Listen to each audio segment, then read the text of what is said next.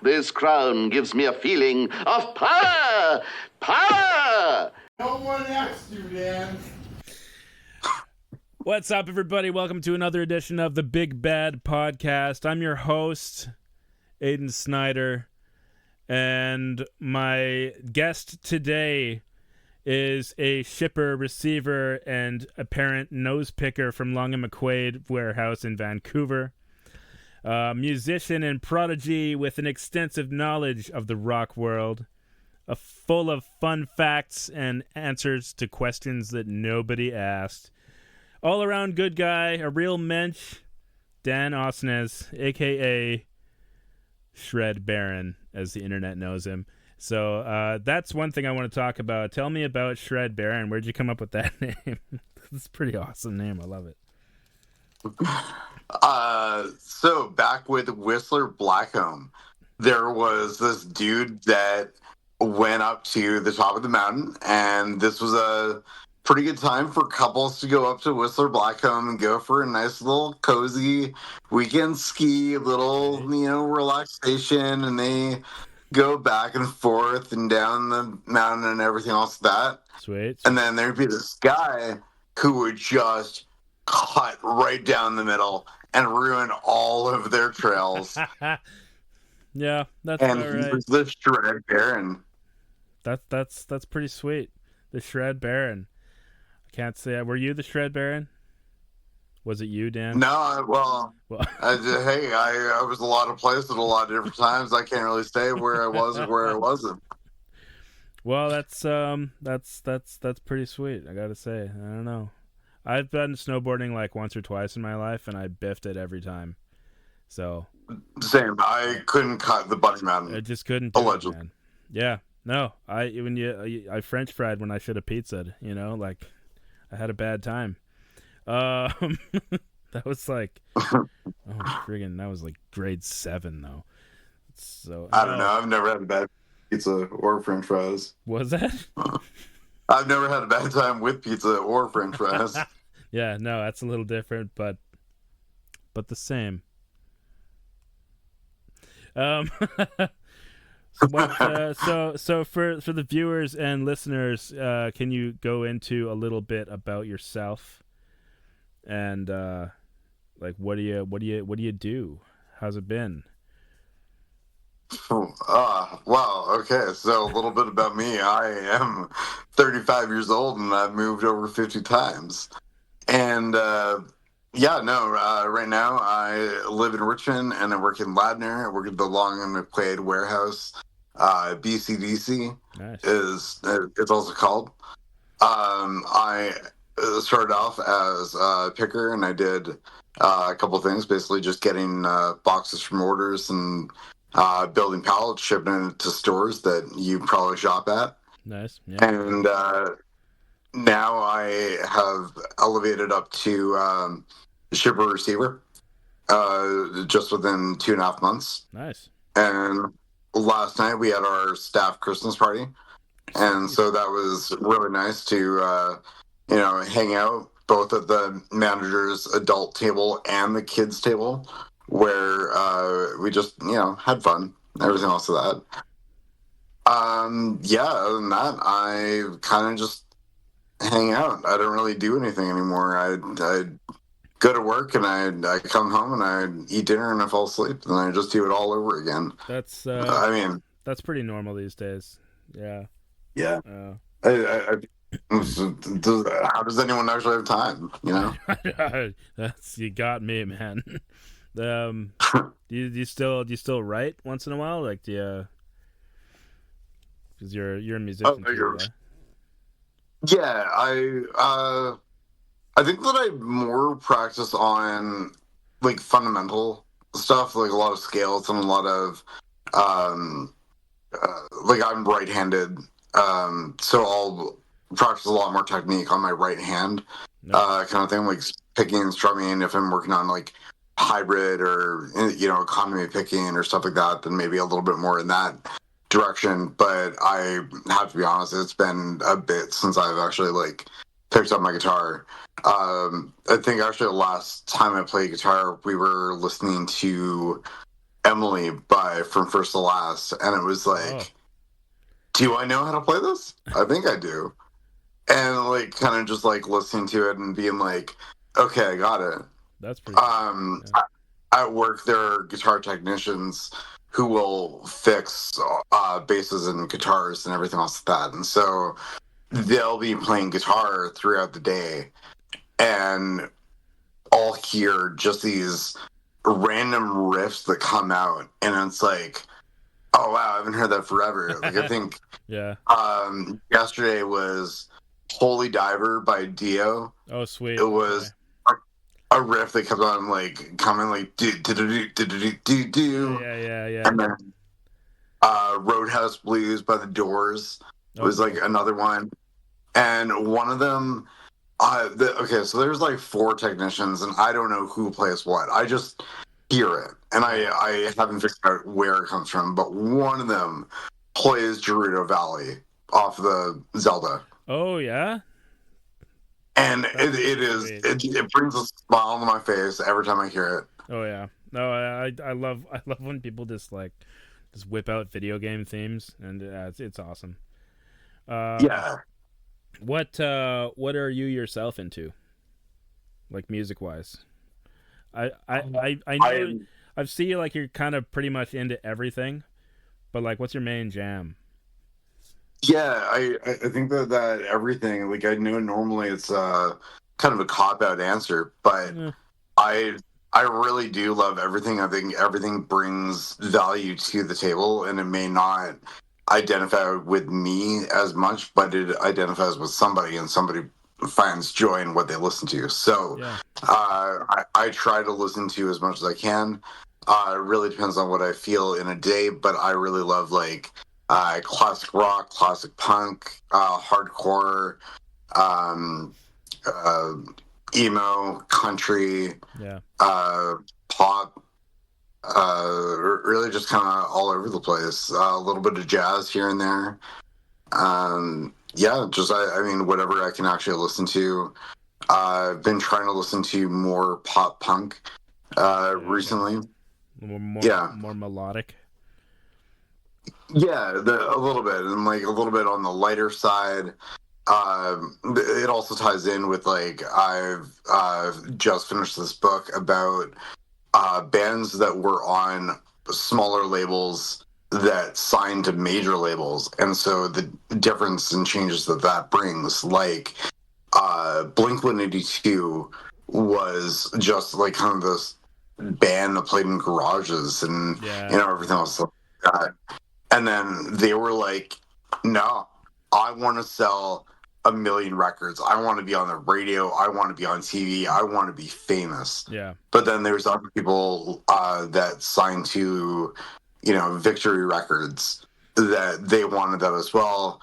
But then, let's say, bad business practices happened, and they didn't get as famous as they wanted to be.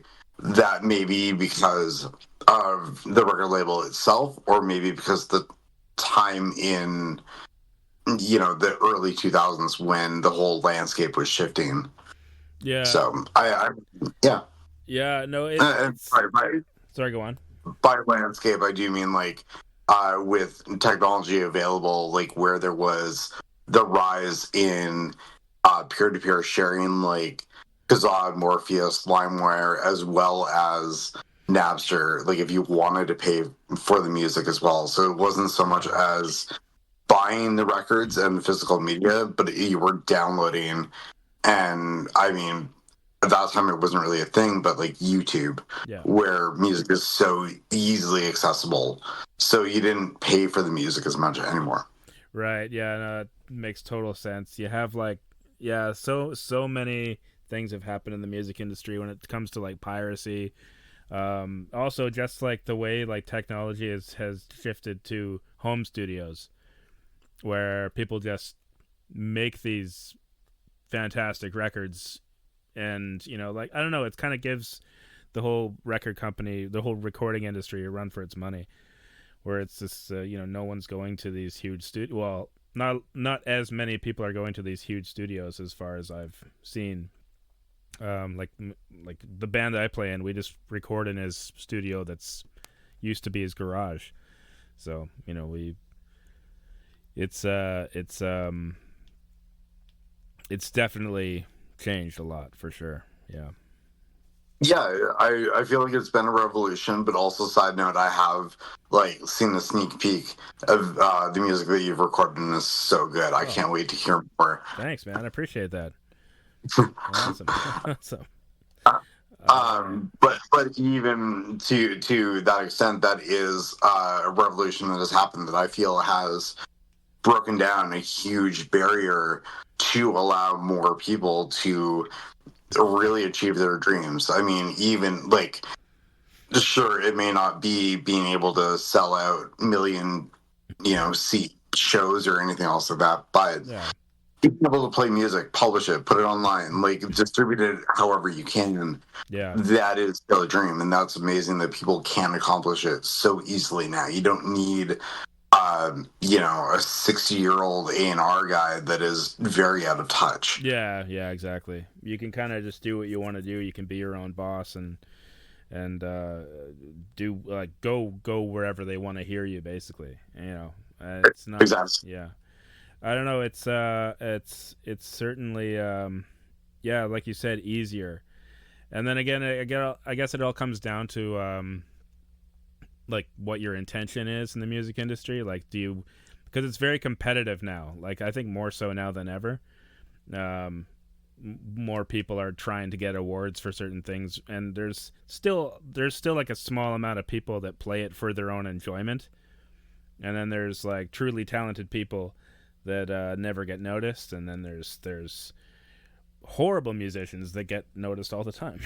But for sure. Yeah. And I think the cool thing that is happening right now too is, even though people do talk about the downside of a short form media content like TikTok or YouTube, whatever platform you're wanting to choose, is that there are people that are good from before that are having a resurgence so long after their fame. Yeah. Like there's Labor Chauffeur. I've never actually said his name, so I hope that's correct. I'm gonna have to look at it.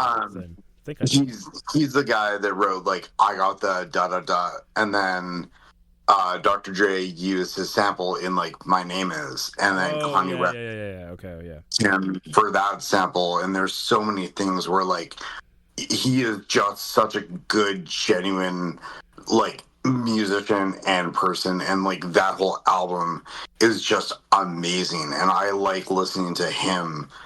And then now there's little sound bites that'll come out, and it's like, I know that, and awesome, that's really good. Like, that's pretty cool. Yeah, the TikTok has definitely changed a lot in terms of like distribution of music and whatnot, because it's tied to Spotify.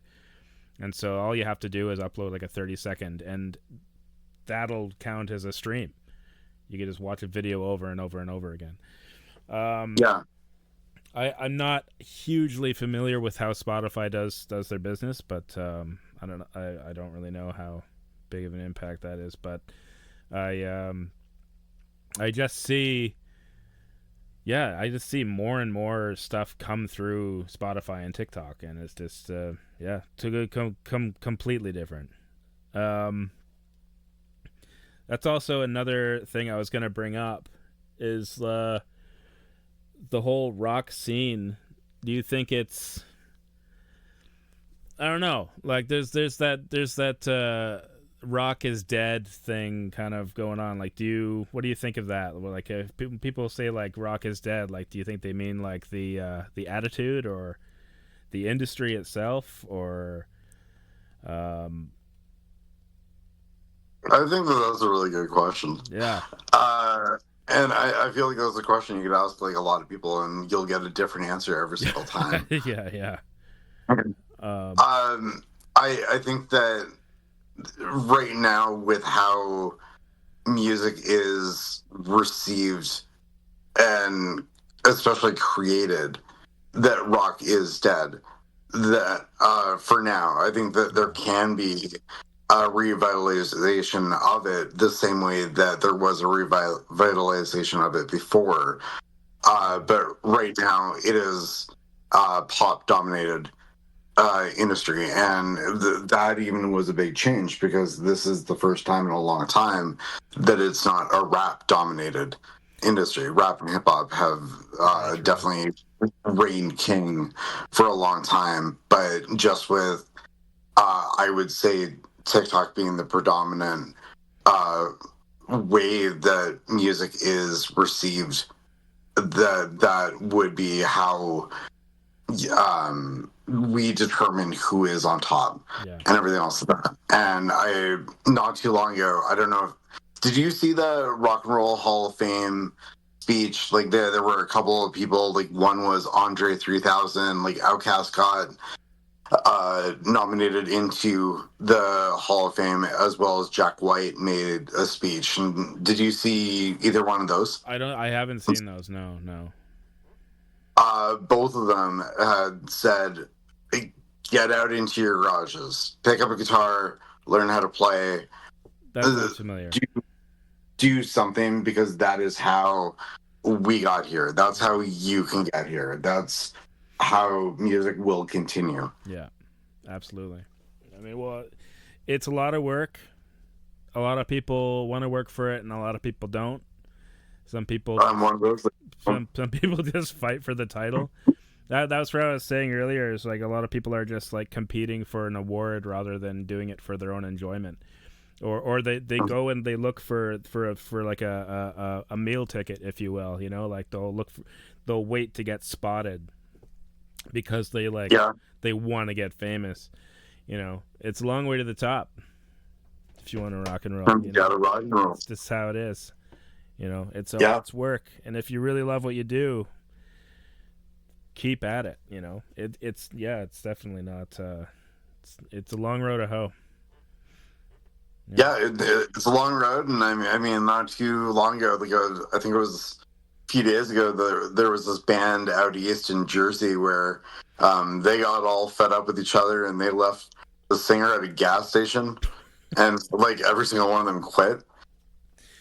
So I mean, like, maybe like if you're gonna do that, maybe choose a road closer to home. Yeah, I don't know. Yeah. But I mean, I think that it could happen. I think right now, from what I see, there is a lot of young kids playing punk rock. Yeah. Or at least pop punk, that are very influenced by Green Day, by I can't even name all the bands that are, even your bands like Water Parks or Joyce Manor or something like that, that they're like wanting to get out there and play a show, and maybe they're going to be the next Nirvana. Who knows? But you're only going to know that by going and doing that. Yeah. Yeah. Well, these people, they don't make themselves. I think it's more like the crowd that makes them. You know, it's what they're listening to and what they themselves take from it and what they themselves attribute it to, or they like you said, like maybe they'll be the next Nirvana. They probably won't think they're going to be the next Nirvana, but then, you know, depends on what the consumer consumes. Well, and even then, like the Nirvana thing is a really weird and interesting outlier compared to everyone else, where literally overnight they got famous. And the weird part about their whole road to that height, that fame, was that they didn't even have MTV in their hotel rooms. Yeah. They didn't know how famous that they were getting. And it was only 297 days between the day that Smells Like Teen Spirit was released and you know what? Can I actually look this up real quick? Yeah. Go ahead. Do whatever you got to do. No, my computer doesn't want to. Yeah. Can you? Sorry, what? Can I what? My computer is not turning on right now. Sorry, can you look them up? What are you trying to find? Or the number of days between Nevermind being released and the day that Kurt Cobain died. I think it's 397. It might have been. Hold on. Nevermind and where is it? 924. Oh wow, I was way off. Okay. It's okay. Yeah, that's right. 924 days.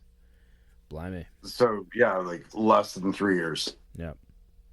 That's wild. Yeah, and so like it was a wild, turbulent ride for them. Yeah. And I mean, like, yeah, there's some snags that happened on the tour, and I was actually going over the story of at the drive-in, and the first television appearance they ever made was like on this like public access church TV, like TV evangelical, TV church appearance. Yeah. And the host was just like, "Oh, are you gonna be like one of those like wild Kurt Cobain types that just go and kill themselves?" And the guy said, that was really hard on him because he was bullied by these people that ended up making him famous. Yeah. And then he has to turn around and act like none of it matters, and that he is thankful for all of this. There's a weird injustice to happen, and all of this happens inside of a vacuum that he can't do anything else about. No. So yeah, it is a wild juxtaposition to be in, and for you to say that is just insane. Yeah. No, that's Yeah. People don't think about it when don't think about like the turmoils that bands go through, especially when something like that happens. Yeah. Probably the biggest song of the 90s. Yeah. Oh, absolutely, no doubt. Yeah. And so on the completely other side, what kind of music do you like to listen to? What kind of music do I like to listen to? Well, very similar to your answer, because liking everything is kind of a cop out. Like 1 minute I could be listening to Mighty Mighty Boss Tones, and then I'll be listening to the Bare Naked Ladies, and then the new Taylor Swift album, which I'm not gonna lie is pretty good. Yeah. Not a fan of Taylor, just to throw that out there. But my girlfriend had it on in the car a couple weeks ago, and I was like, all right, I like it. I like it a lot. Would you listening to something like Our Last Night's cover of Ophelia change your view on it? Would you like it more if you listened to it in a different version? Was there a cover to that already? Or yeah. Oh, I haven't heard it. I'm gonna have to hear it now. Oh dang. I'm gonna go down this rabbit hole of Taylor Swift covers. I'll have to write some myself. But no, I haven't heard it. I'm gonna have to look that up. Send that to me. Okay. Yeah. But yeah, everything else, like I listen to a lot of ska, I listen to a lot of punk. Like I said, Mighty Mighty Boss Tones. That's always kind of been a go-to. I've always just liked the feel of their music, and I don't know. It's like I said, pretty much everything. Whatever I kind of like, whatever I'm in the mood for. Bare Naked Ladies is currently in my truck's CD player, and it hasn't left. It's been in there for like over a year, and so I think it's been longer than a year. It was in there when I was, when you were giving me. Is that how long it's been? Yeah, you're probably right. Yeah, I'm a huge fan of Rush. I like a lot of Rush. And what else? What do you think of Rush's tour, but also the drummer announcement for Rush? I think they made a superb choice, to be honest, because like she's fantastic. Have you ever seen her videos? Like just her. Yeah, I've seen them like a little bit. Yeah. Like I like that. That's kind of a random. Like it's really kind of out there, because it's like, man, that's a long way to go for a fill-in drummer. or at least a new drummer like for the tour. I don't know if they're gonna like switch him out for tours if they continue touring. I think it was kind of nice to give it a few years before they went back on the road, because that, obviously Peart's death did a number on them. Like I think it was Alex Lifeson who said he wasn't even inspired to write anymore. Like I think he had like a project, I forget what the name was, but he had a project going on for a little while, but then it was just silence from both of them. I think they focused on their beer company and everything else. Giving time for Getty to write his own book. Sorry? And, giving time for Getty to write his own book. Big Book of Bass? Or another? Yeah. My Afterlife. Oh, yeah, that also. Yeah, no, I haven't. I got to read those. But, yeah. But, yeah, no, it definitely did a lot on them. I think it's kind of cool that they reached out to Annika. Trying to remember her name now. Annika Niles? Yeah. I messed up in the last two names. I'm not jumping in on this one. It's all good. It's all good. No, I'm pretty impressed with her work, so I'm excited to see what happens. Obviously, she knows the parts. Yeah, well, I mean, for her to mess up Neil Peart, I would be very surprised. Because, yeah, again, she's a pretty outstanding drummer, so, yeah. I think we all started, drumming Rush's parts on our beds and using pillows and cymbals and everything else of that. And so, I mean, like... them out, Oh, yeah. Making the noises, Yeah. Air drum. I can't even do that math on paper. I can't do that math with my hands and legs. I just can't do math, so... Yeah. Always a struggle for me. But, yeah, what else did I have here? I had, I was going to do a follow-up going back to YouTube music, because there's a lot of these instrumentalists that go on and they do these crazy things. They're not in bands or anything. They just kind of play. And who do you think, because there's a lot of interesting drummers on YouTube, and there's a couple that stand out to me personally, but who do you think would be the greatest modern drummer? At least, well, it doesn't even have to be from YouTube. That's just how I got the idea, because we were mentioning YouTube. I think with YouTube there are some very interesting drummers that bring a lot to the table, and one that may not be the greatest, because I feel like that's even really hard to kind of debate, is like maybe not the greatest, but the one that stands out to you. I would say for creativity there's like the cowboy drummer that will use like a Nerf gun on the ride cymbal, or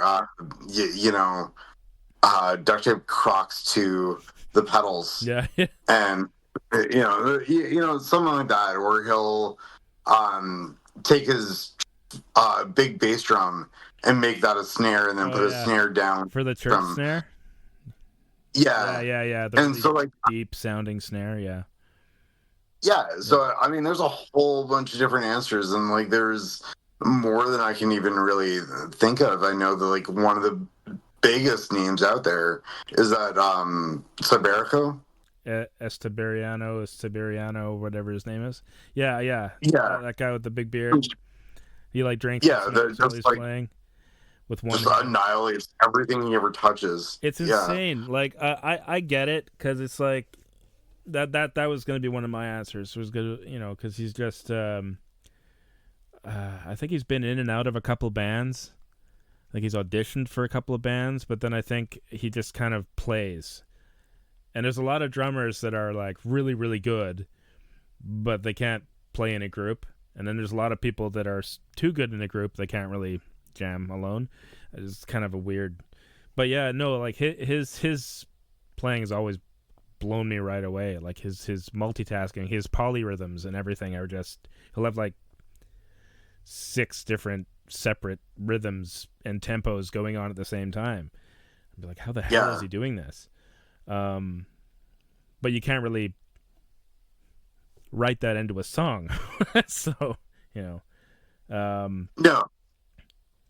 And then, like, at the same time, there's the possibility that he's going to get paid more by doing YouTube, by putting out the content and getting the royalties and getting paid through that, than he would be on tour where he's away from his family. I actually don't know his personal life and situation, but maybe he is like, maybe he's married, maybe he has kids, maybe he has pets, maybe there's so much that I don't actually know about him. Yeah. And you can do that from the comfort and safety of your own home, being almost employed by YouTube. Yeah. Than you can being employed by a band on tour. Yeah. Well, that's another thing I was going to bring up, is that YouTube has that's another way that the music industry has changed. Now you don't even have to be in a band. You can just be you and get followers and get subscribers, and people will pay for the premium or whatever, like your Patreon or whatever it is, and YouTube will be paying you, but then other people will be paying you also for like merchandise, and maybe you have like what was the other guy that I just started following? What's his name? Marrow. I don't know. I think he's actually in a band, like the guy from Poland who covers like 80s tunes and 90s tunes, but like in like a retro Polish feel. His music, like his actual like compositions, are fantastic. I don't know if you've ever heard Premonition, but that's one of the things I have on repeat right now. Yeah, it's so good. It so came up on my release radar. Oh, really? Yeah. He's awesome, and he just has like a bass and a drum machine, and that's it. And it's all picking too. There's very little hammer. It's very Polish. It sounds like he's playing like it's not a mandolin. What are they called? I don't know. We'll have to look it up. Lyre? What? I don't know. A lyre? A lyre. I think that's right. I think that's what it is. But yeah, no, this blew me right away. I'm going, man, this guy's amazing, and you know, but he's not even in a band. I don't know. It's just interesting how all the ways that the music industry has evolved over the past 30 years, even the past 10. Even the past 10 years. 10, I know, like, I remember Billy Corgan talking about a story where he actually got one of the best contracts with one of the record labels, where they allowed him to have so much creative freedom, but the wording on it was really interesting, where in the fine print it talked about how it's in this universe or any other universe. And what it meant was the numbers were focused on the amount of sales of tapes, but this was right before the transition to CDs. Right. And they wanted to cover if there were MP3s, if there were, you know, whatever else may come along, that those the sales of the numbers would also correlate to that as well. So it's like, I mean, little things like that, but being able to have 7 albums in 14 years, I think was the number that he had. Yeah. But I mean, like, there's a lot of worse, you know, ratios out there where you have to, I mean, I don't actually know the numbers, but I just know that King Gizzard and Lizard Wizard for a while were putting out 4 to 6 albums a year. That's and wild, man. Yeah. So I mean, to go through, like, not only the writing and production stage, but to, you know, put them out, and to do that like however many times a year is just insane, when there's, you know, Tool that you know, look how long it takes for them to get in a studio and, you know, throw us down tracks, and it's people can work in an alarming rate. For sign these contracts. You just have to keep pumping out music work. Yeah, and then there's like Buckethead, who has like probably close to 1,000 records at this point. I lost. I honestly, I haven't paid too much attention to. I've seen him play. He's freaking phenomenal. I haven't. I'm not too familiar with like where he's from or what he does with who or whom. Mm-hmm. But yeah, no, like just ungodly talent. I gotta say, that's like beyond my. Too talented for Axl Rose. What was that? Too talented for Axl Rose. yeah.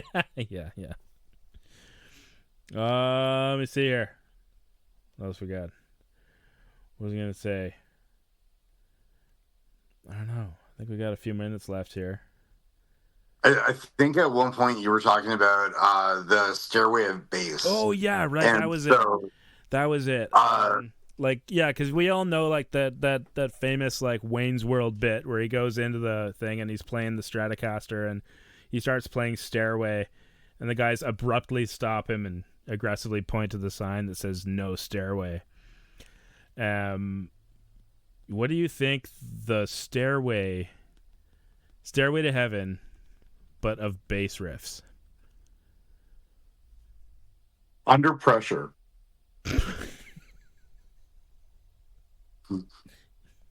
Yeah, I could see that.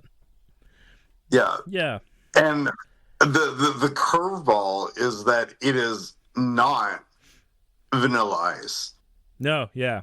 Because the Vanilla Ice adds in an extra note. That's true. Yeah. That is true. But then there's also like another One Bites the Dust. Yep. And Deep Purple. Smoke on the Water. All right. I think that's a good answer. Mine has always been what's it? Fleetwood Mac.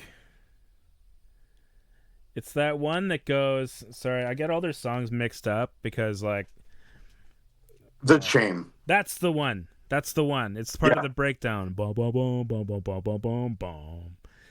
And that's always the first one that. When you think the song is over, you're in for a ride. If you love this song, you're gonna love the rest of it. Cool. Well, I think also a strong contender would be Money. Oh yeah, okay. I think that's up there with guitar as well. Because that's the only way I've ever played it on guitar. So, but yeah. Yeah, no, and like I mean, the guitar is something else. I don't think the guitar actually plays that riff. It doesn't? I thought it doubled up with the bass. Maybe I could be totally wrong. I don't know. I'm not a big Floyd fan, so.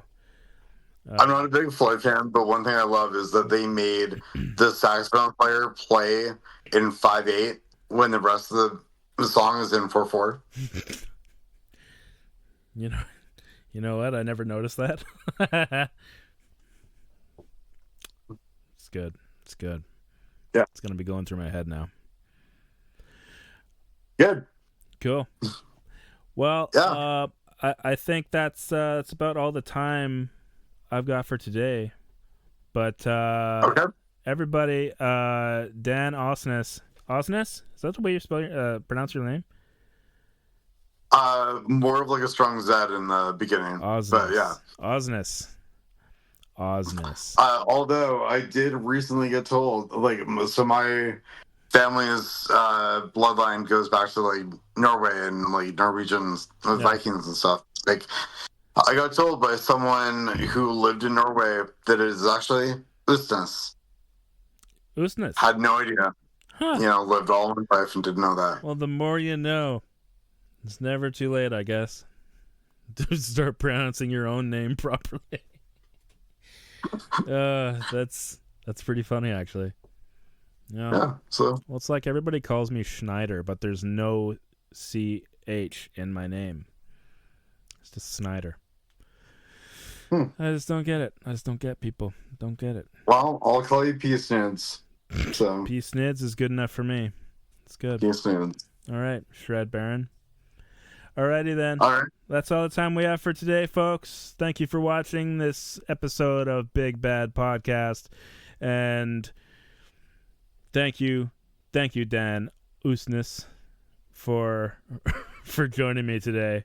It's been a pleasure to see you again. Yeah. Did somebody say meatloaf? All right. I'm going to... And with that, we're signing off. Till next time. Bye. Bye-bye.